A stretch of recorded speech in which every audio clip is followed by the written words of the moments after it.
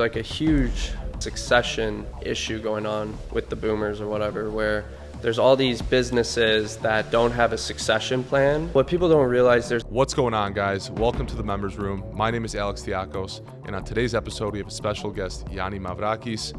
On this episode, we discuss how he started a clothing brand in high school, how he started buying real estate right out of college, and also how he bought 2 bowling alleys from failing businesses, revitalized them, and brought them back to life. I hope you enjoyed this episode, and let's get to it.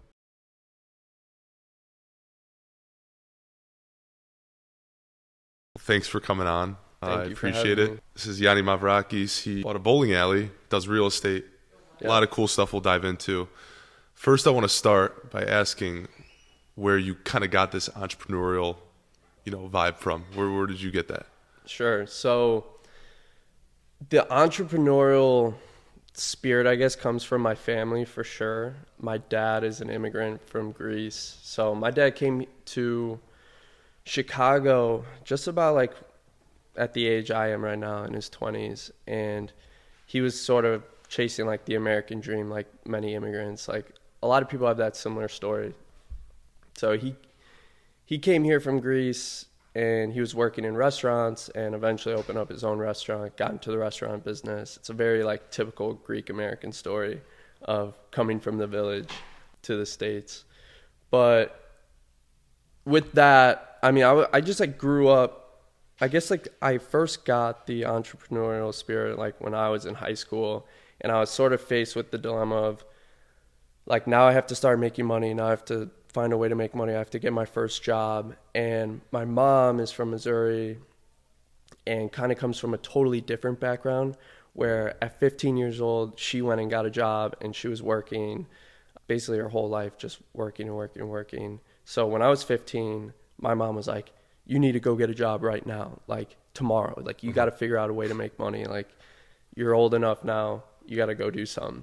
And my dad was like on this complete other spectrum, where he was like, no, like, don't worry about doing that. Like, figure out a way to make money. Like, the best thing you can do is make money on your own. So like, find a way, whichever way it is, to make money. So in high school, and I think that really like sparked my curiosity with that. I was always very curious on like how people were making money on the internet with e-commerce, and like drop shipping was a big thing back then. I don't know if you remember. Yeah. So the first experience I had with a business, I did get a job. I mean, I did like caddy and run basketball summer camps and do training and those sorts of things as my first jobs. But my first experience was a clothing brand I started in high school called Curling Tails. So when I was in high school, I think it was my sophomore year, I was 15, and I was making t-shirts, hats, hoodies, sweatshirts, socks, like everything. And I was selling those to people at my high school. So I was selling like these t-shirts, and I was even, I guess I could tap into that, but I was selling like clothing to my friends, my high school, and then even online. So that's where I got like my first experience with running a social media account, building a website, and working with like doing like marketing for myself, connecting with like other people to promote my products. Like, I was running like rep programs and modeling programs where like I would have models or representatives. I'd be sending them products in return for them to make content or make like photos and videos with my products, and then so I could use it to post it and promote it. So all of high school, I was really focused on that, on like making money that way with t-shirts and hats. It wasn't until like I got to school where I realized. Where'd you go to school? I went to school, Marquette University. Marquette, nice. Yeah, in Milwaukee. I like to think that I got a lot of the entrepreneurial, like my first experience as an entrepreneur, like building that clothing brand and learning all the small things I did. It really was like my first experiences with a lot of things, with like, for one, dealing with adults, like dealing with like people who are making my products, building a social media following. Like, I got a huge head start on how to grow an Instagram account and how to promote products. Which then became useful later. Yeah, so like at the time, it may have not been like so rewarding. I wasn't making so much money selling t-shirts, but 5 years later, when I'm running a business, like I know everything, not everything, but I know a lot more about how Instagram works and how these platforms work because of those experiences, just because I've been doing it for 10 years now, you know? But yeah, so no, I went to school, and that's sort of when I stopped with the clothing and was looking for better ways to make money. But that's where my entrepreneurial experience comes from. Yes, like where it stems from, comes from having an immigrant parent who kind of like fostered that energy to work for yourself growing up, and that, you know, there's like really good ways to make money for yourself, whether it's a business or real estate or investing in the stock market. Those are all things that were really heavily influenced. Yeah, I would say a lot of the Greek immigrants back in the day, when they came here, they either started a restaurant or distributed food to restaurants or worked something in the industry. So yeah. So going back to your clothing brand, I kind of want to learn more about this. What was your sales strategy? How did you kind of sell initially your first few items to your friends, family, and stuff? Yeah. And how'd you get out of just family and friends and, you know, expand online and to other people? So initially what I did was I made 3 t-shirts with like 3 colorways that I liked. I made a blue and gold, which was my high school colors. I made like a green on green, which was actually the opposing high school's colorways. And then I made sort of like a maroon shirt. It was a really nice color. So I made 3 shirts. I made like 50 of them and then sold those. And then who's your supplier, by the way? So I want to say I was using, when I first made the t-shirts, I was using like this big company online. It was called Scalable Press. Okay. And they were a nightmare. Like they were like the worst thing I could have done. Like lead time's bad, everything. Lead time's bad. Like my friends were like asking for a t-shirt. This is a bit further down the line. Like I had the first shirts made, I sold them, and then I got into like getting a little more creative, like coming up with new designs and colors that I liked that were a little more unique. And like one of the sales strategies I did have was like, I would tell my friends, you pick the colors and I'll make it for you. So when I was in high school, really like one of the big trends for how we were dressing back then was like this prep clothing. It was like vineyard vines. Yeah, I remember like that. I could look back at my time in high school and honestly just shake my head from what I was wearing, because it was like just like khakis, Sperry's for some reason. I was wearing like boating shoes in high school to school with like Nike Elites on. Yeah. And like vineyard vine t-shirts, and there were a lot of those. I think another one was like Southern Tide. So I created this one called Curling Tails, and it was a seahorse with a curling tail, and it was vineyard vine ripoff almost.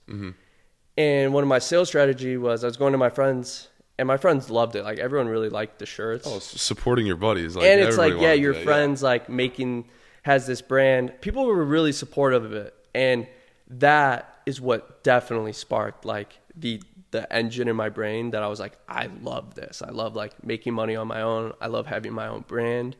It was when I was walking through high school, and I'd be walking down the hallway and I'd see my friend, like I'd just walk past my friend in my shirt. Best feeling in the world. Like I can't even explain it. And then like seeing that a couple times a day is like to where, because I was just slinging these shirts across the high school. It just like felt really good. I just really enjoyed having like this brand that people were supporting and wearing, and it just felt good to like make something that people liked. But so I started telling my friends, look, you pick the color you want. Like you pick the color shirt. Like tell me whatever you want. Like you want a green shirt with a black seahorse, or an orange shirt with a white like whatever you want, and I'll make it. And that's where I had like my first issues with like distributors or manufacturers, is that I was getting all these orders for t-shirts and then sending them out to Scalable Prep, who I was using at the time. And then I would just like, it would take like a month for them to make the shirt. And then when they sent me the shirt, it was like the seahorse was like this big. Oh my God. Like the seahorse was quality, like, yeah, it was like a fourth of the shirt. And even though like I was like trying to put it like in the pocket or like, so I was having a lot of issues with like the company I was dealing with. And And I guess as like a 15, 16-year-old, I mean, these are small problems, but as a 15 or 16-year-old, you're kind of like learning a lot through that. I don't think any normal 15, 16-year-old deals with supply chain issues like that, like. Yeah. And it was driving me crazy. I was like freaking out because my friends are like, they all gave me $20 probably that their like parents gave them to support me. Yeah. And then they're like, where's my shirt? Where's my shirt? And I'm like, I have your shirt, but they fucked it up. I'll make another one, don't worry. So like that's where I was doing a lot of the issues with there. That's where like the t-shirt, like that business, I didn't think necessarily was for me. That's kind of the reason you got out of it, because of all that stuff. I got out of it because I went to school, and at that point it was a bit of a trend. Like the prep clothing was a bit of a trend, I think, at that time. And I was no longer in love with the product I was even making. Like that's not how I dressed anymore. And to be making that and then be dealing with like models, or not influencers, but like reps on Instagram and sending them clothing to promote the product. Like I didn't have any attachment to the product anymore. For sure, yeah. I would have been better off if I said, okay, I learned a lot from this. Now I'm going to go put it into the new type of streetwear clothing that I like to wear. Like then I would have the fuel behind it to promote it. Yeah. People always say you got to love the product that you're selling, right? Yeah. You can't just, do you agree with that? Like, yes and no. I think sometimes, for sure, if like you have a passion or fuel behind your product, you're going to go 10 times further. But sometimes there can be a lot of money in the things that you don't like, or the things that people that aren't glamorous, or things that people don't want to touch. So just in that case, I was kind of I was going to a new school. I was going to be meeting new people, and I was just kind of ready to let that go and move on into this new chapter. I was like getting ready for business school, and I was just like excited for the future. So it was great while it happened, but I was ready to like move forward. Did you kind of just focus on school and college, or were you still trying to do side gigs, make some money here or there, Yeah, I mean, I was probably a little bit of a schemer. I was more so like in the stock market at that point. Okay. I think like my senior year was when I discovered like trading in the stock market and investing. And that's where like the terms of like making money became a little bit more serious. So I was like, okay, like how can I really make money? Not just like a couple $100s or a few thousand. Like how can I really like create wealth now or start building something? Was when I went to school. And then when you transitioned out of school, you got a business degree from Marquette? Yeah, so I double majored in the business school at Marquette University. I got a degree in marketing and real estate. I was going to say Marquette, that was one of the schools I was looking at as well when I was looking at colleges. I knew they had a real estate program. I thought that was so cool because not a lot of colleges you can get like a concentration in real estate. So explain what you learned from that and all that. Yeah, it's interesting you say that because that's the reason I went to Marquette. So I was between a few different schools, and real estate was definitely something I wanted to do in the future. I didn't know when I was going to get there or what the first step was going to be, but I knew I liked the idea of real estate from what I knew about it. And so when I was making my decision, and I got into the business school at Marquette, they had, at the time, I want to say like the sixth best real estate program in the United States. I think Wisconsin's got a top one too, but yeah. By now, for sure, it's not that good.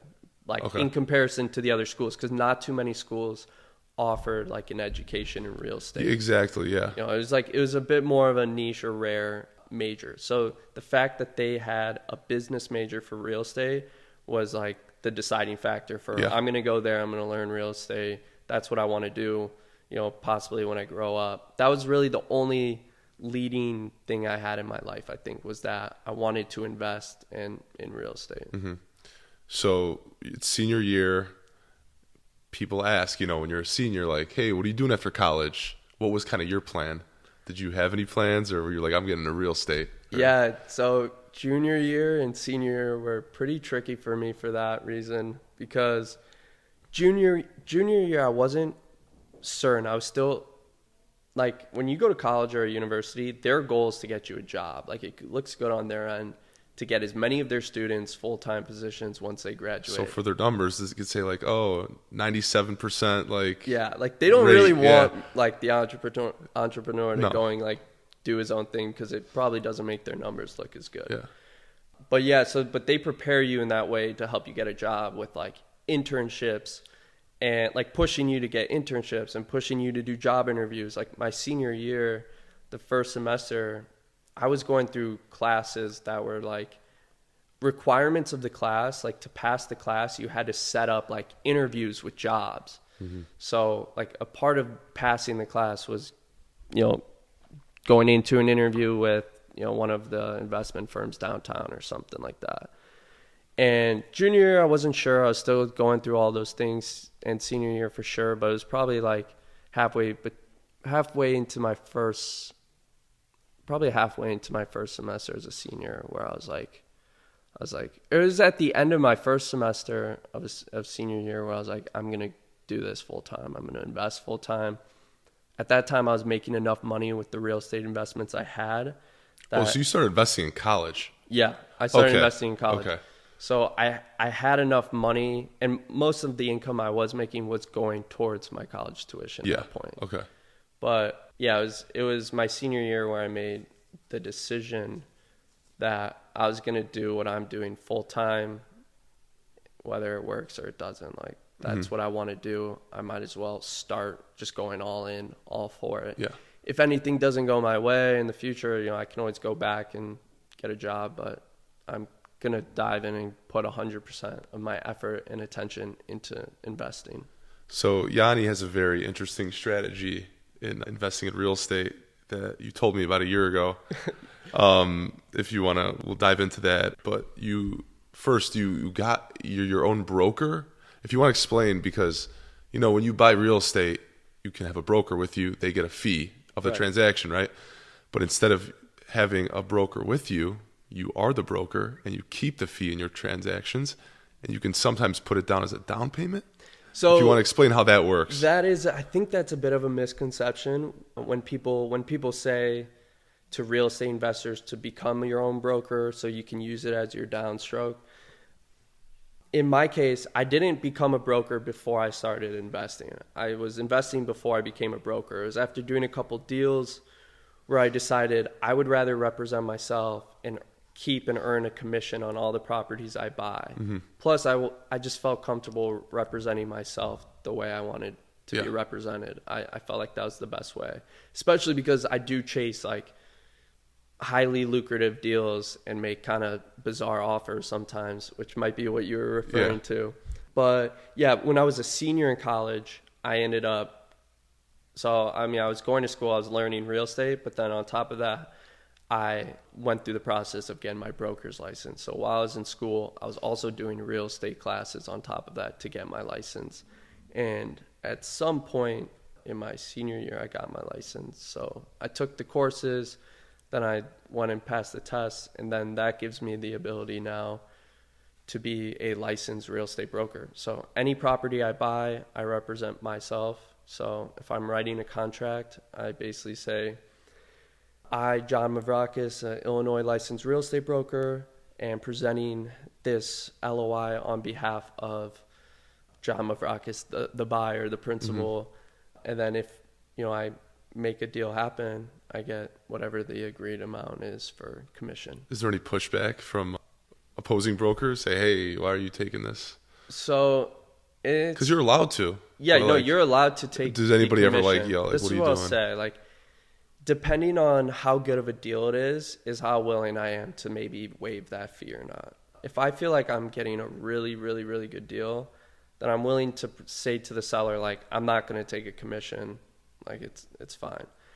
In a deal where you're working with the seller directly and there's no broker involved, you're not going to get that. I bought a property in March of 2023 where the seller was also a licensed broker.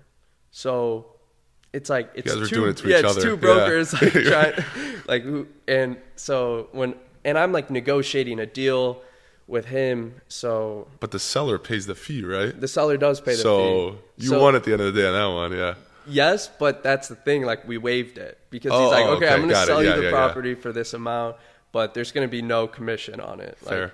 From broker to broker, we're not paying commission to you or to me. So it really just depends. If it's a good deal, if it's a really, really good deal, I'll just waive it.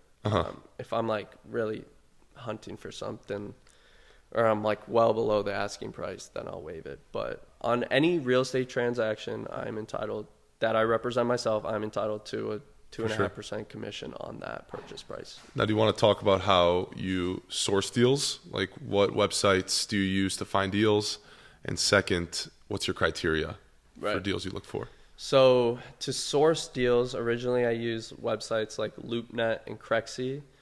So when I first started, I would go in there. I was looking for single tenant industrial buildings, anything auto related. So like auto repair, car wash, tire shop, that all fits my criteria. And these websites have, really good filters where you can basically put any of that in. Back in the day, LoopNet had something that you could a filter that said distressed. And that's where I started, by clicking on the distress filter, and I'd get a list of all the distressed properties in Illinois. These are properties with liens, tax issues, all that?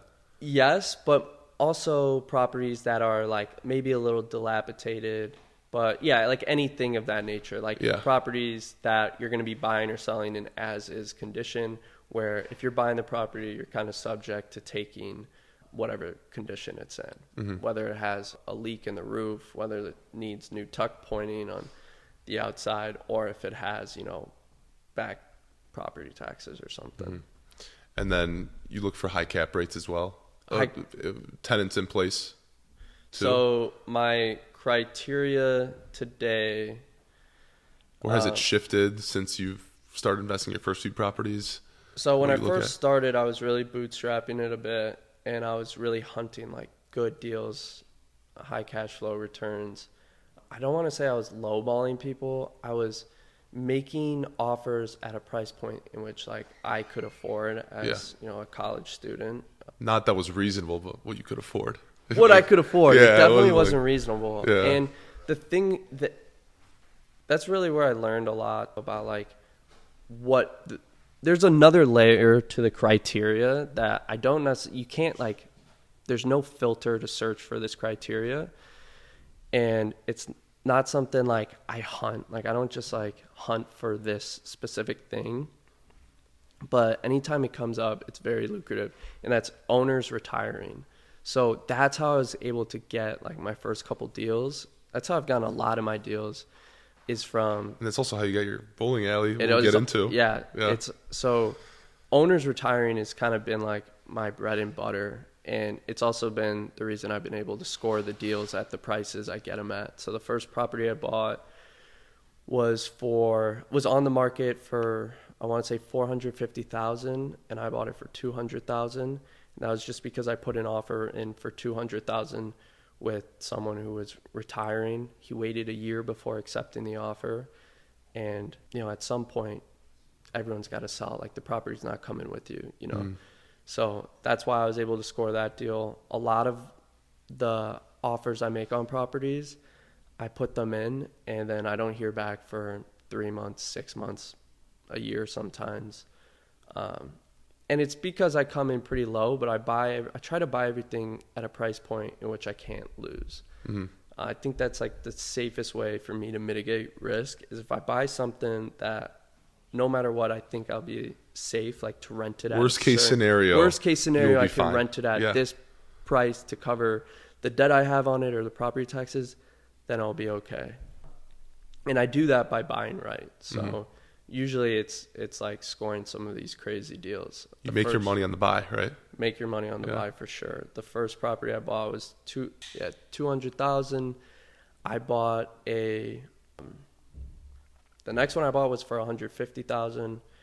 And then the third property I bought was a former Jiffy Lube that was on the market for $700,000. I bought during COVID, and I got it under contract for $300,000. So, and look, I am not aggressive in the point that I'm just lowballing people. I'm not the guy I'm not going through Facebook and just being 50%, 50%. I'll give you $10 for your car. I am strategic and I'm respectful. if you go to a property owner or a business owner who's had this property for 30 years and you lowball them or you give them half of what they're looking for, they're going to say, fuck off. Like, I don't want to deal with you, know? But I'm very respectful in my approach. I'm not just throwing mud at the wall and hoping that it sticks. Like, it's, hey, look, this is the return I'm looking for as an investor. These are the properties I want to buy.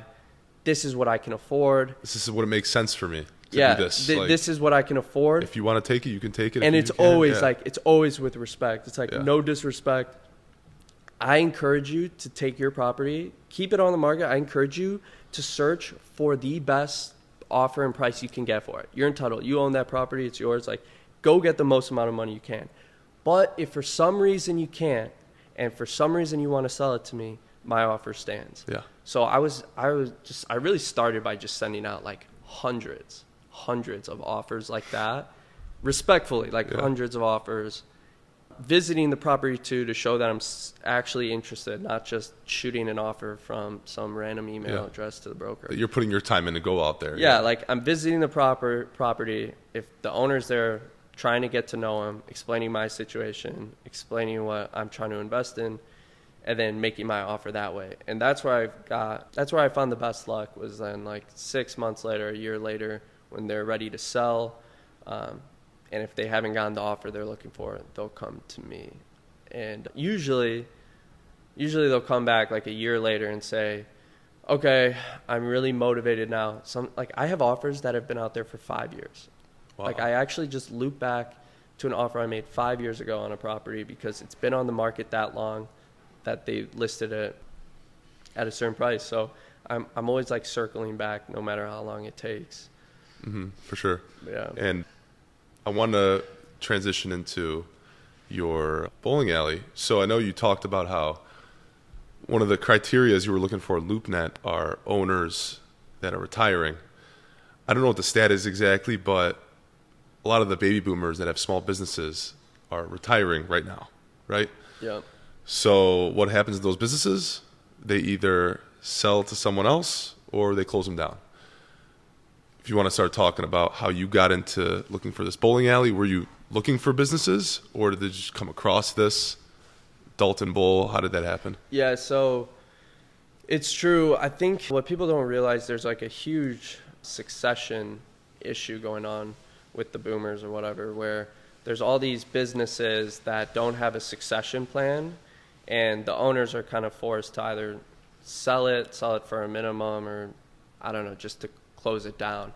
And a lot of business owners who have either started a business, ran a business for 20, 30 years would probably like to see that their business survives. Keep going, them. Yeah. And a lot of them either, it's not that they don't even have necessarily like kids who are willing to take over a business, or don't have kids in general, but they may not even have kids that have any interest in it. Yeah. Like the owner of the bowling alley I bought had 3 kids, and none of them had an interest in it. So it wasn't even like a succession problem where he didn't have kids and there was no one to give the keys to. It was like, even within his own family, like nobody wanted to take over the business. So that's where you're going to find a lot of opportunity. That's how I did get into the bowling alley.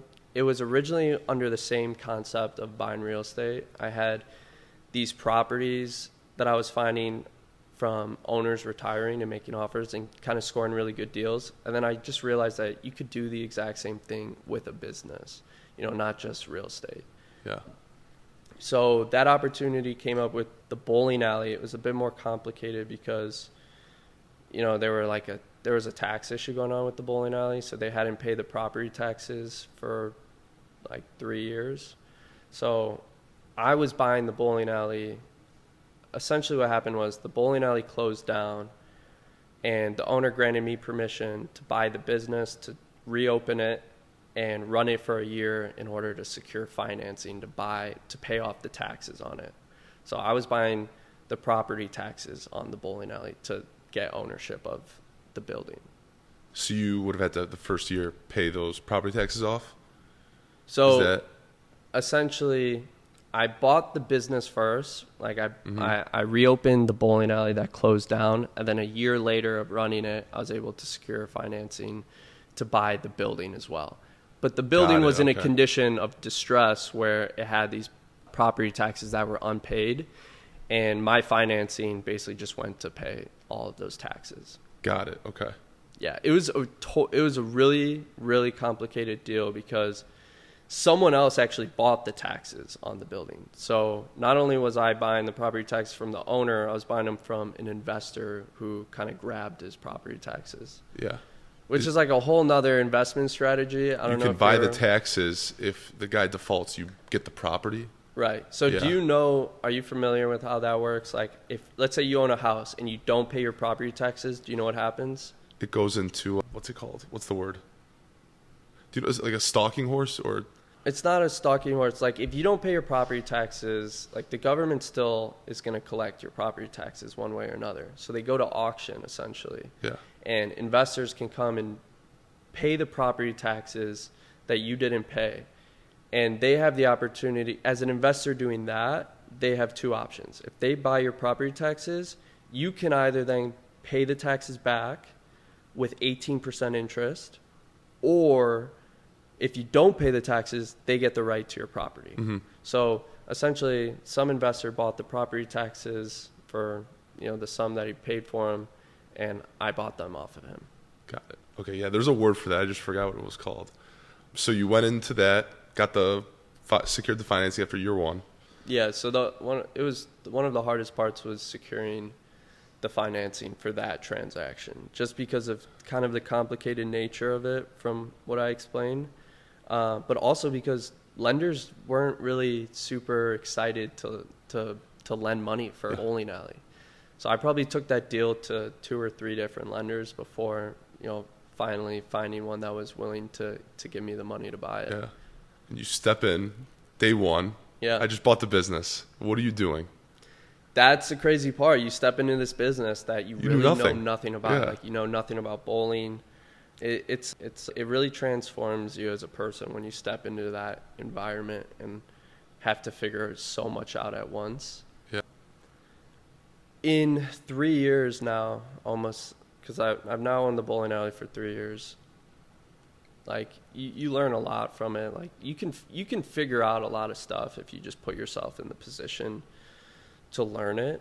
But yeah, it's a complicated situation because I'm the owner of this business. I walk in and I go to the front counter and I don't even know how to turn the lanes on. I don't know how to turn, like, where's the light switch to the bar? How do I get the ball wheel motor to start running? Like, how do I do all these things? So was management helpful? Yeah. I'm asking my employees now, how do I, like the ones that stayed behind, it was me and 4 other guys.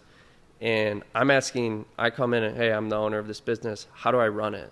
Like, can you show me? How do I put a customer on the lane? How do I, enter a charge in the machine? How do I do all these things? So that was like a really tricky thing at first, is trying to be a boss, trying to be like an employer, because that was also new to me too. It's like, I'm a boss now. I'm like in charge of people and running an operation, and I have to like motivate people and have expectations, but I don't even know what the expectations are. So the whole first year of the bowling alley was learning the business, learning how this business works. What is my product? Like, what is the product of bowling? And I think you figured out that it's not just bowling, maybe not the product, right? Yeah, so the product of bowling it's sort of split in two. There's 2 products. One product is entertainment.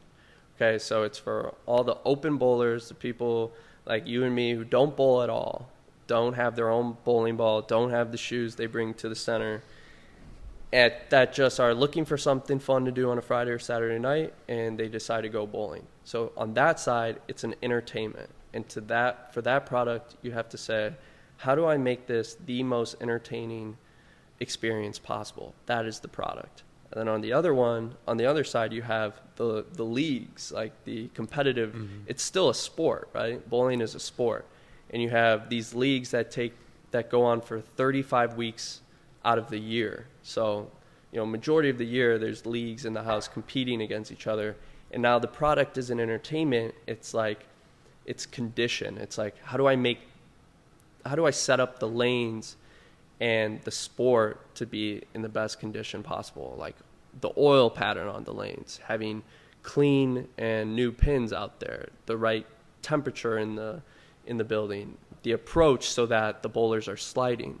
These are like the things that you and me just go out, we don't even care. Like we just pick up the ball and throw it. But so that's the other side of the business, is running the center as a professional, house, like as a USBC certified bowling house for competition. So those are the two products, and both are equally important. You need the competitive side. You need the leagues to fill the house during the day, during the weekday. And then you need, the entertainment side to really, carry the weekends, the Friday nights, Saturday nights. Yeah. So there's a balance between, and I'm so, like, a lot of houses do pick one or the other. Like a lot of houses pick the side where we're just going to focus on the leagues. We're going to do the best conditions possible, and we're going to kind of limit the open bowlers that come in, the amount of people that can bowl, because they bring their own shoes in that mess up the floor. They don't care. They're dancing. They don't really care about the condition of the house. And then there's other houses like maybe a Bolero or like a Lucky Strike or something like that are just fully entertainment. Yeah. Like all we're going to do is make this the most fun experience possible. So as a community center, as like a neighborhood alley, I kind of rely on both. Like I'm down the middle. I'll throw the crazy parties now on the weekends there, and then also cater to the leagues and setting it up for competition. I know you coming in, I mean, this guy was about to close his business. Was there a lot of deferred maintenance that you had to fix when you came in there? Like, what were some of the biggest issues, I guess, with the bowling alley when you first got in? There were definitely some huge issues. The biggest issue with the bowling alley was it had no AC. So you're talking about a 40,000 square foot building that had no working AC. And that's expensive too. Yeah. It's expensive, and especially when you don't have a knowledge of these things, like you're like very susceptible to getting ripped off or taken advantage of. So I always say in business, like you're going to learn these things as you go in any business. Like you're going to learn like an HVAC works or how the AC units work and how your walk-in coolers work when really you have no idea. But if you don't know, the first couple experiences, like you're going to get ripped off. So the more knowledge you build over time, the better business you get. But when I first bought the bowling alley, I had no working AC, and the building was like a sauna. Was it the summer or the winter when you? It was in the summer. It was in the summer. Okay. So I made the deal happen in June of 2022. The grand opening was November 2nd of 2022. You spent all that time just learning and fixing. Yeah, those 2-3 months, I was just preparing, learning, figuring out how the business works, how to run it. Were you paying employees during this time? Yeah, I mean, it was open. Like it was open, but I hadn't had like a grand opening. So I kept it open and people were still coming, but there was like this mass perception that the place had closed, at least in the community. Like people would walk in and be like, we saw on the news, like this place shut down. Like, yeah. And it'd be like, no, like we just transferred ownership. We're still open. Go tell all your friends we're still here. But the first issue was that AC, which was really expensive. And just like took a lot of time to find the units and to install them and get it working. But the leagues, so the first customers I had, they all told me, we're not going to come bowl here until you fix that. So we the league presidents were like, we won't come bowl here until you fix the AC. Until you do that, we're not going to sign a contract with you guys. We don't want to bowl here, because they want to bowl in cold temperature because they're competing. Yeah. They don't want to sweat. So the AC was one of the big issues. The machines had a ton of issues going on. You're talking about, so the building has 36 pin setter machines, and I like to call each one of those like a used car from those machines are like 50 years old, and they're very mechanical and have a lot of parts. So a lot of time, investment, and knowledge was like just poured into getting those machines up and running to the best that I can. Was there a maintenance guy, like a bowling maintenance guy in the Chicagoland area you were using, or? Yeah, they're mechanics. So just like any other mechanic, there are bowling mechanics. So every bowling alley has a mechanic. Like you full-time on staff? Full-time Yeah. bowling alley mechanic who, his job is literally just to go from house to house fixing those machines. Some houses have, one or two guys full-time that just work with them. So today, when I started, I had one mechanic. Today I have 3 mechanics, one that's full-time, and then I have also like what we call pin chasers, and those are like sort of like younger kids who will be in the back of the house running and responding to like the simple fixes. Okay. But you need a full-time mechanic that can fix the machine when it breaks, because they break. Okay. And now I want to transition into how you kind of made this into more of like a nightlife kind of thing. So one of your TikToks that I saw about a year ago maybe was about the system of pouring alcohol so it maximizes or minimizes the amount of extra porridge. And it's like a super specific system. You want to explain that and how you've transitioned into, alcohol sales are very profitable, so you kind of sell more alcohol and stuff like that. Yeah, so one of the really interesting things when I took over this business that I uncovered was it had this intricate liquor pouring system. It's called a Berg liquor control system.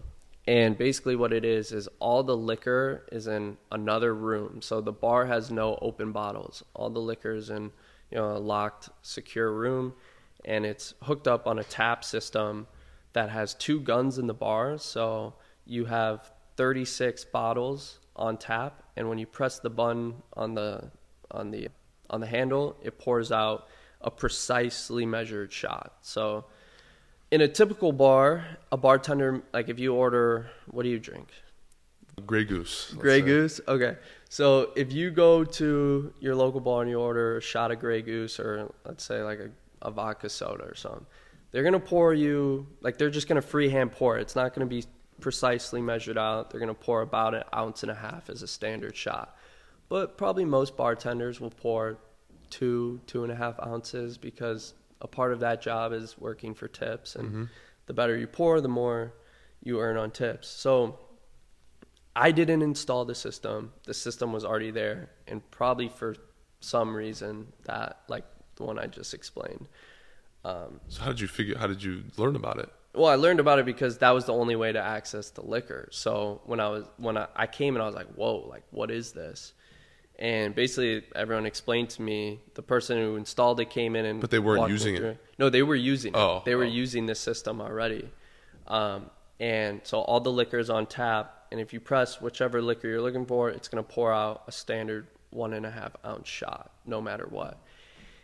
And it rings up into the system. Now, it is important, like, that you give comps to like your locals or regulars or whatever the deal is, that you give. As a successful bar, you need to give back. You got to give free shots. Like if it's someone's birthday, you want to treat them nicely, whatever it is. So you can still do that with the system, but because it rings up to the system automatically, there's no way to do it without the business owner, who is me, to know about it. It's all on paper now. Yeah, it's all recorded. Yeah. Versus in a regular bar, like they're going to be giving out the shots, and the only real way to track, what's going on is by looking at your liquor cost.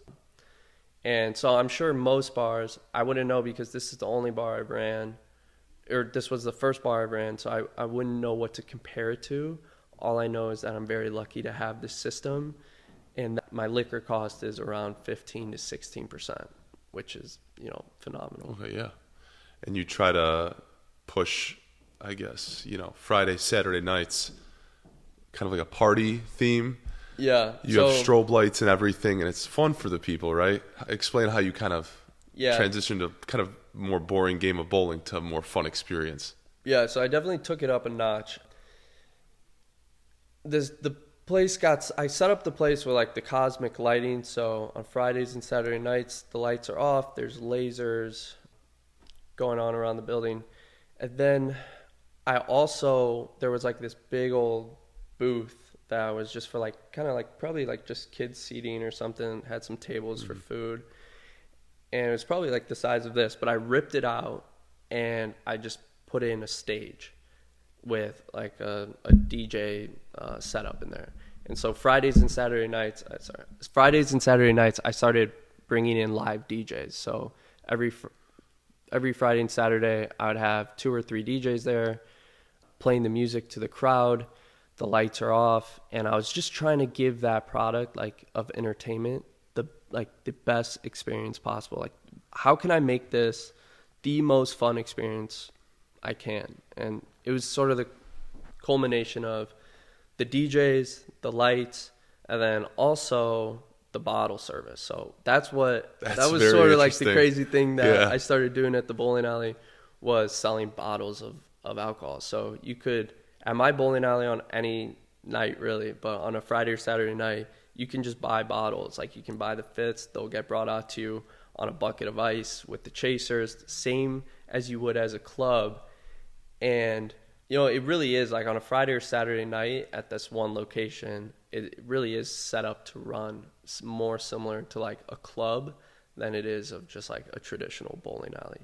And people really love it. I mean, like, people buy bottles and they have a good time for sure. They're dancing and I think that is so smart, because instead of driving 45 minutes up to Chicago to pay triple the price to go to like a club for the same music, same alcohol, same vibe, you get to stay local in Dalton with your friends and get kind of the same experience, but also bowl while you're at it, right? Yeah, it's like this new form of entertainment that I don't think maybe even people have really seen, because bowling is fun. I mean, like, if you get drunk and you bowl, it's a good time. Yeah.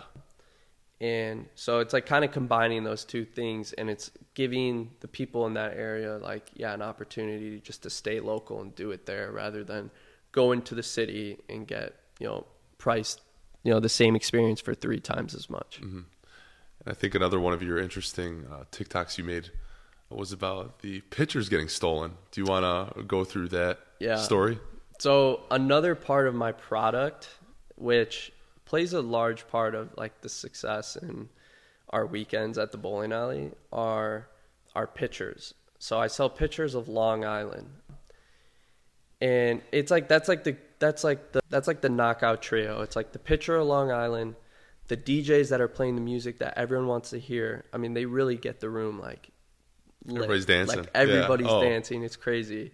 You forget it's a bowling alley. Yeah. It's like, you think it's a club. Like it looks like a club on some nights. And then the third one is like the bowling and the light, the cosmic bowling. So those 3 together, I think, are like that knockout trio of like what makes it so enjoyable, what makes it so fun, and why people keep coming back to do it.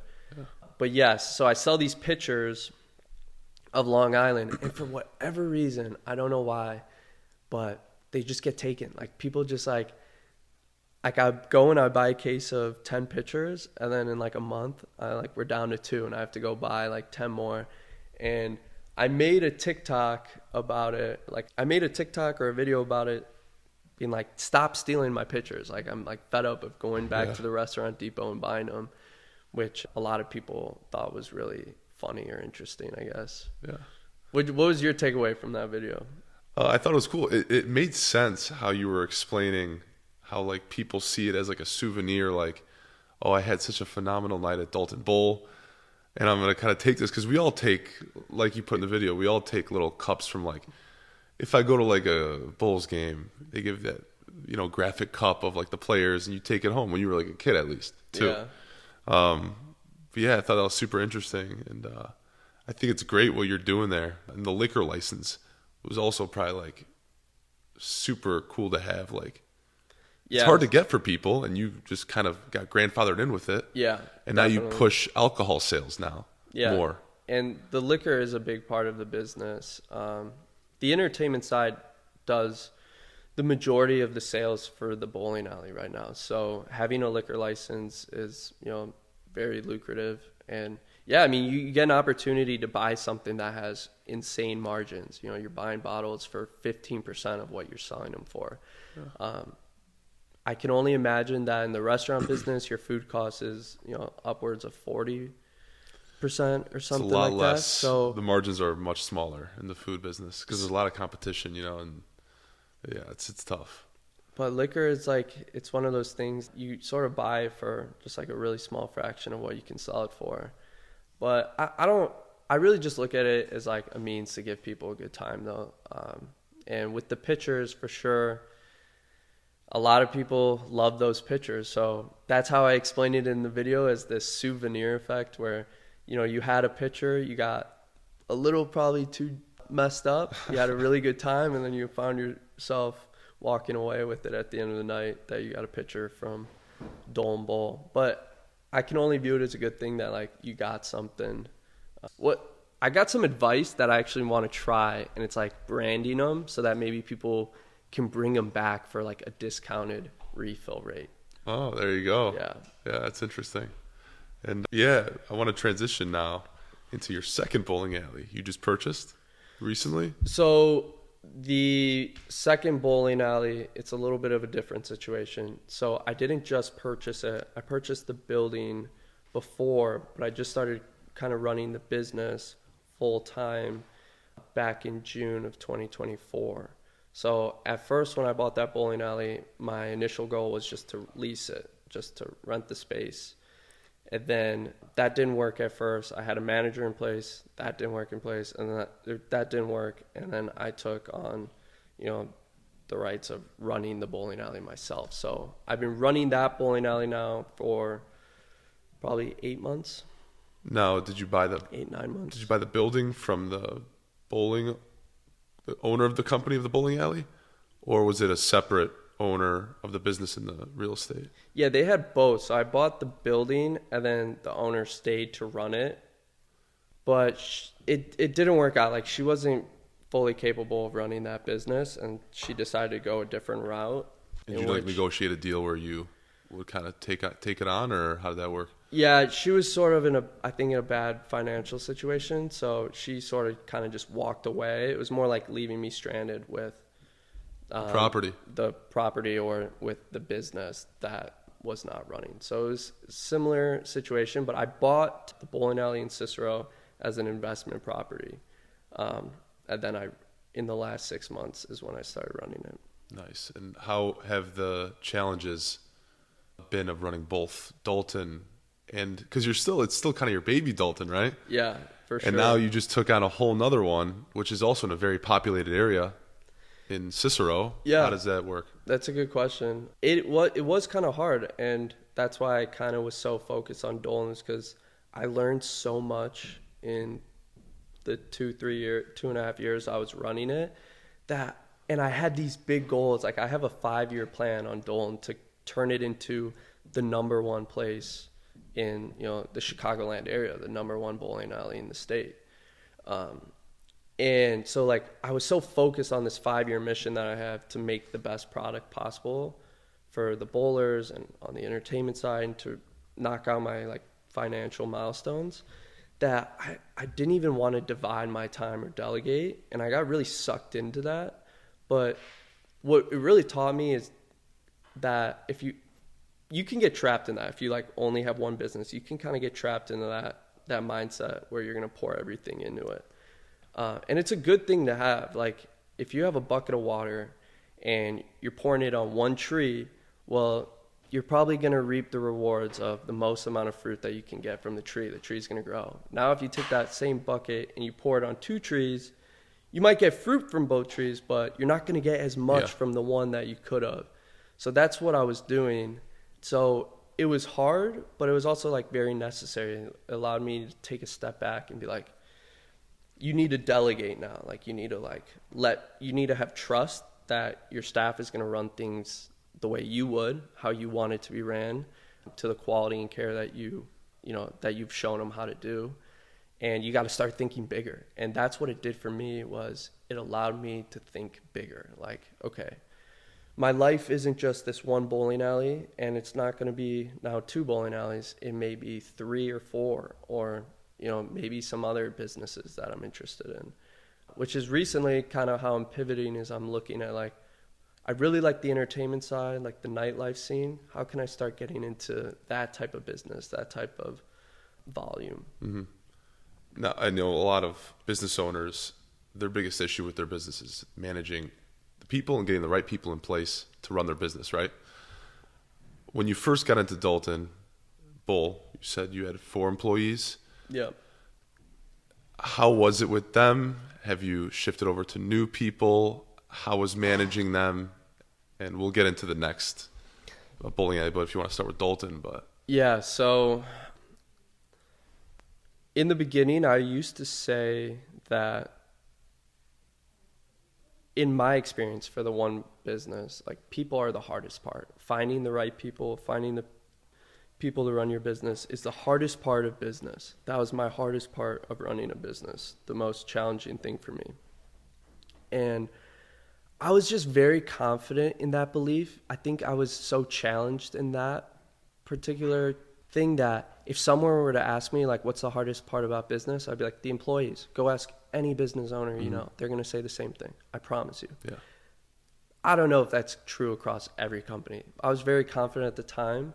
But for me, the people, for sure, were the hardest part. Like, finding the staff, finding the trust, finding the customer service that I wanted to provide. Like, that was definitely the hardest task. I went through a lot of employees. Like, I had employees that were cheating or stealing. I had employees that just didn't care. Ones that I hired and then just stopped showing up. I mean, you deal with like every different type of person. And a lot of the issue I had was that the type of worker I think that was coming in looking for a job at the bowling alley was like someone with a little less experience looking for their first job.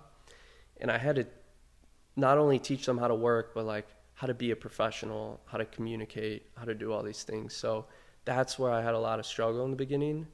But now that, now 2.5 years later, I have like, I want to say 18 employees at Dalton Bowl. And when I go there, I mean, I don't even really have to get my hands involved at all. So that's like a really rewarding feeling. It's a little bittersweet. And it took a few years to get to that point? It definitely, the whole first year, I mean, I'm learning how the business works. I'm, on shifts with my staff. So it's like I'm working a Wednesday from 6 to close. I'm working the Friday morning. I'm bartending both weekends. I'm pin chasing in the back of the house. Which is a strange feeling because when you're the owner of a business, like you do need to know how to do everything. You have to know what the expectation is. You have to be able to do everyone's job better than anyone else can do it, so you can set the expectation for the other people to do it how you want it. But at times it can be sort of this like backwards feeling when you're in the back of a bowling alley on Friday or Saturday night, chasing pins, and you're like, what am I doing? Like, and you're like, I'm the owner of this place. I'm the owner like, of this place, and I'm doing like the most entry level job. Like I should be out there. And there are times where that thought goes through your head, but at the end of the day, I mean, that's just like the struggle of being a business owner. You have to do it all. You have to, like, if someone can't make it in or calls off last second, like you can't just shut down. You have to run the place. Now, a few years in, what's your scope of managing the place now? Like what do you do? Hands-on? So you don't really do hands-on, but like what do you kind of do now when you go to Dalton Bowl? So I still do like all of like the inventory and supplies. Like I'm still on top of all of the numbers, and really I'm just like overseeing the management of it. So I'm feeding into like my managers, my expectations. I run like the parties and events we do on the weekends, like the big ones. So something I didn't talk about the entertainment is we bring in promoters to like promote certain parties and events.